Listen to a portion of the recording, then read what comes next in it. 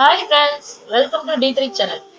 இன்னைக்கு முருங்கைக்காய் வச்சு முருங்கைக்காய் கூட்டு எப்படி பண்ணலான்னு பார்க்கலாம். இது ரொம்ப சூப்பராக இருக்குங்க. ஆனால் ரொம்ப சிம்பிளாகவும் இருக்கும்.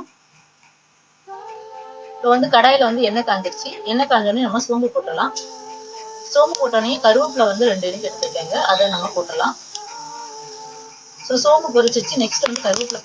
இந்த முருங்கைக்காய் கூட்டு பண்ணுறதுக்காக நான் வந்து சின்ன வெங்காயம் வந்து ஒரு 100 கிராம் அளவுக்கு எடுத்து கட் பண்ணி வச்சுருக்கேங்க, தோல் வச்சு. அதை நம்ம இதில் போட்டுடலாம். இப்போ ஆனியன் வந்து நல்லா வதங்கட்டும். ஆனியன் வந்து நல்லா கலர் சேஞ்ச் ஆகிடுச்சு. நெக்ஸ்ட் வந்து இந்த முருங்கைக்காய் கூட்டு பண்ணுறதுக்காக நான் வந்து ஒரு 3 முருங்கைக்காய் வந்து ரொம்ப பெரிய முருங்கைக்காய் எடுத்து அதை வந்து என்னன்னா கட் பண்ணி வச்சுருக்கேன். அந்த முருங்கைக்காய் வந்து நான் தண்ணியில் அடைச்சி வச்சுருக்கேங்க. அந்த முருங்கைக்காவை நம்ம போட்டுடலாம். இப்போ இந்த முருங்கைக்காய் வந்து அந்த எண்ணெயிலே வந்து ஒரு 5 மினிட்ஸ் நல்லா வதக்கிக்கலாங்க.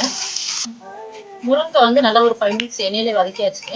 இப்போ இதுக்காக என்ன பண்ணியிருக்கேன்னா, தக்காளி வந்து 2 தக்காளி எடுத்து அதை வந்து ஸ்லைஸ் பண்ணி வச்சுட்டு, இந்த தக்காளியும் நம்ம என்ன செய்யணும்னா அதில் போட்டு நல்லா வதக்கிக்கலாம். இந்த ஸ்டேஜ்லேயே நம்ம வந்து என்னன்னா, இந்த கூட்டுக்கு தேவையான உப்பு வந்து நம்ம போட்டுடலாம். இப்போ தக்காளி வந்து நல்லா வதக்கிக்கலாங்க. ஒரு 5 மினிட்ஸ் நல்லா ஒரு 5 or 10 மினிட்ஸ் வந்து நல்லா வந்து வதக்கிக்கலாம்.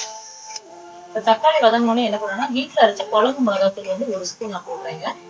இது பெரிய ஸ்பூனாக இருக்கனால கொஞ்சம் கம்மியாக போட்டிருக்கேங்க. ஸோ காரம் வந்து உங்களுக்கு தகுந்த மாதிரி போட்டுக்கோங்க. இப்போ இதையும் போட்டு வந்து நம்ம என்ன செய்யலாம்னா நல்லா வதக்கிக்கலாம். ஒரு 2 மினிட்ஸ் நல்லா அந்த மசாலா நல்லா பைண்ட் பண்ணி அதுக்கப்புறம் நம்ம தண்ணி ஆட் பண்ணலாம். இப்போ இதில் வந்து நமக்கு முருங்கைக்காய் வேகணும். அதுக்காக என்ன பண்ணுறேன்னா, மூழ்கிற அளவுக்கு, அதாவது வந்து ஒரு 2 கிளாஸ் அளவுக்கு தண்ணி ஊற்றிக்கோங்க. அந்த காய் மூழ்கிற அளவுக்கு தண்ணி ஊற்றிக்கோங்க. ஊற்றிட்டு நல்லா வந்து ஸ்பீடாக வச்சு முருங்கைக்காய் வேகட்டும். வெந்து வந்தோடனே நான் எப்படி இருக்குன்னு காமிக்கிறேன்.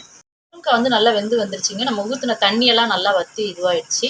ஸோ இந்த ஸ்டேஜில் வந்து ஸ்டவ்வை வந்து சிம்மில் வச்சுருங்க. வச்சுட்டு என்ன பண்ணுறோன்னா, சைடில் கொஞ்சம் லைட்டாக எண்ணெய் ஊற்றி நல்லா வந்து கலர் சேஞ்ச் ஆகுதுலையும் சிம்மில் வச்சுருக்கலாங்க.